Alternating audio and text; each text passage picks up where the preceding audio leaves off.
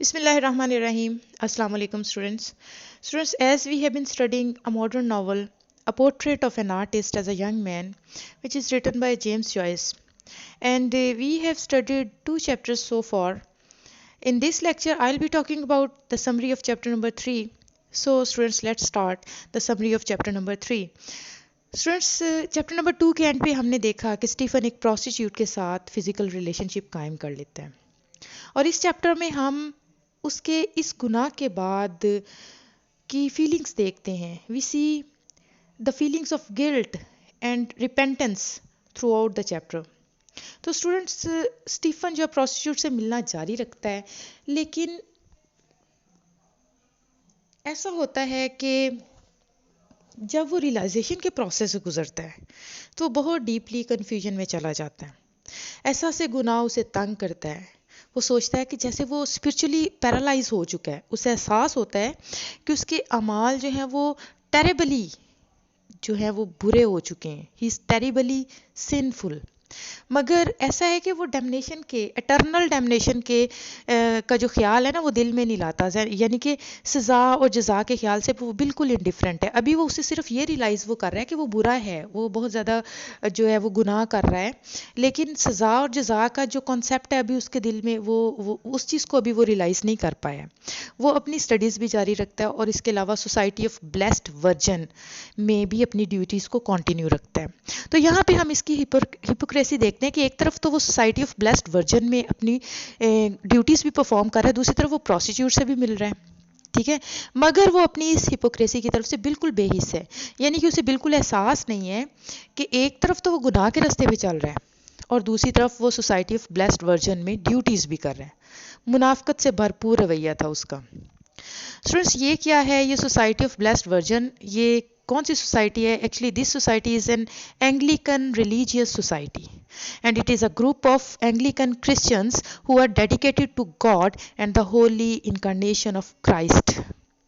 ठीक है, इन लोगों का जो ये मेंबर्स हैं इस सोसाइटी का, इनका ऑब्जेक्टिव वर्जन मैरी से मोहब्बत और इज़्ज़त का एहसास पैदा करना और मैरी को, वर्जन मैरी को अपने पर्सनल रिलेशनशिप्स और फैमिली लाइफ में एक प्योरिटी मॉडल के तौर पर शो करना और अपनी पर्सनल लाइफ में इसे अप्लाई करना है.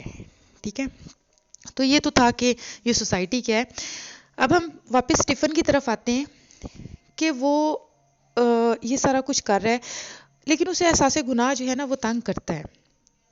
He was aware that he had done grievous sin, और उसे ये एहसास था कि उसने ये जो सिन है, ये गुनाह है, एक दफ़ा नहीं बार बार किया. वो समझता था कि शायद वो हमेशा के लिए मलून हो गया है. इसे लगता था कि कोई ऐसा तरीका नहीं है जिससे उसके गुनाह जो हैं वो धुल सकें. He was sure that his sins cannot be forgiven. ठीक है, कोई ऐसा कफ़ारा नहीं जिसे वो अपने इन गुनाहों को जो है वो ख़त्म कर सके. फिर क्या होता है स्टूडेंट्स के स्कूल के जो पैट्रन है उसके ऑनर में एक 3 डे रिट्रीट अरेंज किया जाता है और इस पैट्रन का नाम जो है वो सेंट फ्रांसिस जेवियर है.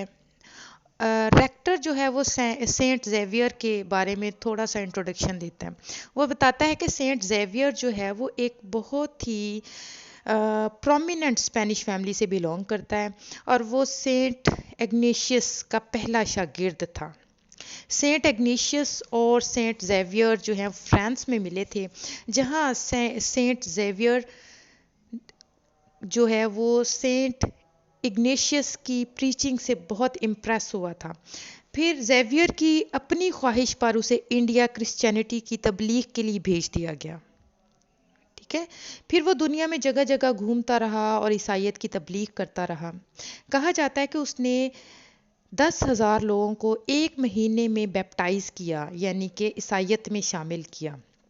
लोगों को कहना था कि सेंट जेवियर जो है वो उसका राइट हैंड पावरलेस हो चुका था, क्योंकि उसने ये हाथ बहुत सारे लोगों के सर पर दुआ देने के लिए रखा था जिनको उसने बैप्टाइज किया था, जिनको उसने क्रिश्चियनिटी में कन्वर्ट किया था. और अब वो चाइना जाना चाहता था ताकि मज़ीद लोगों को बैप्टाइज कर सके, मगर वो एक आइलैंड पे फीवर की वजह से मर गया. ठीक है। अब फिर रेक्टर को ये भी बताता है कि रिट्रीट क्या होता है। वो कहता है कि रिट्रीट एक तरह की सेल्फ प्योरिफिकेशन प्रैक्टिस होती है कि दुनिया की परेशानियों और फिक्रों से दूर होकर रिलीजन की मिस्ट्रीज पर गौर फिक्र किया जा सके, ठीक है। और फिर वो बताता है रेक्टर उनको कि इस 3 डे रिट्रीट में क्या किया जाएगा। रेक्टर बताता है कि वो उनको 3 टॉपिक्स पे लेक्चर देगा, डेथ पे, डे ऑफ जजमेंट पे, हेल एंड हेवन पे, ठीक है। और वो उनको कहता है कि उनको चाहिए कि वो इन कॉन्सेप्ट्स को अच्छी तरह समझ लें ताकि रिट्रीट से वो फ़ायदा उठा सकें। अब स्पिरिचुअल रिट्रीट के 3 दिन रेक्टर जो है वो सरमन डिलीवर करता है। वो ज़िंदगी का मकसद बताता है कि इंसान को दुनिया में सिर्फ और सिर्फ अल्लाह ताला की इबादत और फेलो ह्यूमन बींग्स की मदद के लिए भेजा गया है। इस दुनिया की कोई चीज़ इस काबिल नहीं है कि इंसान इस चीज़ के लिए दुखी हो और इसके पीछे भागे। वो है ना कि ये दुनिया तो खेल तमाशा है, असल ज़िंदगी तो आखिरत की ज़िंदगी है। तो यही चीज़ वो उन्हें बताता है, ठीक है। वो उन्हें बताता है कि you should just be aware of worldly players. These are just deception. He told them to follow the rules. He told them never to violate the customs. कहते हैं ज़िंदगी के जो रूल्स हैं, जो रिलीजन के रूल्स हैं, उनको फॉलो करो, इनको मत तोड़ो, क्योंकि ये ज़िंदगी आर्जी है। और फिर वो कहते हैं कि जो ख़ास तौर पे ये जो society of blessed virgin Mary के ऑफिसर्स हैं, इनको चाहिए कि वो अच्छी मिसाल कायम करें। अब ये जो लफ्ज़ होते हैं स्टीफन को बहुत ज़्यादा शर्मिंदा करते हैं, क्योंकि वो खुद भी सोसाइटी ऑफ ब्लेस्ड वर्जन में एक ऑफिस बेरर था। फिर अब जी रिट्रीट शुरू होता है। तो पहले दिन रेक्टर डेथ पर जो है वो डेथ एंड जजमेंट पे स्पीच डिलीवर करता है। इस स्पीच को सुनकर स्टीफन का गुनाह का एहसास जो है वो नदामत से निकलकर खौफ में बदल जाता है, ठीक है। पहले तो उसको अपने गुनाह पे नदामत थी, शर्मिंदगी थी, लेकिन अब ये जो सरमन वो सुनता है डेथ और डे ऑफ जजमेंट पे, इसको सुनकर उसका जो निदामत का एहसास है, शर्मिंदगी का एहसास है, वो खौफ के एहसास में बदल जाता है। उसे लगता है कि जल्द ही वो मर जाएगा और उसकी डेड बॉडी को कब्र में रख दिया जाएगा, जहाँ कीड़े मकोड़े उसका जो मॉर्टल जिस्म है, ये जो फानी जिस्म है, इसको वो खा जाएंगे। रेक्टर फिर बताता है कि इंसान मर जाएगा तो फिर उसके अमाल जो है वो गॉड एग्जामिन करेगा। खुदा जो कि सारी ज़िंदगी मर्सीफुल रहा, अब वो विदाउट मर्सी जजमेंट करेगा, ठीक है। अब वो रहम जो है, रहम का जो वक्त था वो गुजर गया। बहुत अरसा खुदा ने सब्र किया, गुनाहगार को मोहलत दी, पछताने का वक्त दिया, मगर मौत के बाद ये सब मोहलत ख़त्म हो जाएगी। पर फिर जो है वो हर गुनाह इंसान के सामने लाया जाएगा। और कब लाया जाएगा? This will be the day of judgement, ठीक है। और इस जजमेंट के दिन खुदा जो है वो क्या करेगा? जज करेगा, एग्जामिन करेगा। God will reward the good and punish the wicked. और फिर जजमेंट के बाद नेक्स्ट जो प्रोसेस होगा, डेफिनेटली वो सोल्स को अकॉर्डिंगली हेल या हेवन में भेज दिया जाएगा।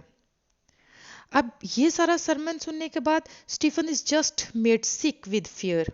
उसे ऐसा लगा कि जैसे ये सरमन स्पेशली उसी के लिए लिखा और बोला गया हो। अब सेकंड डे का सरमन जो होता है वो जन्नत और दोजख के बारे में था, कि कैसे जन्नत में रिवॉर्ड और दोजख में पनिश किया जाएगा।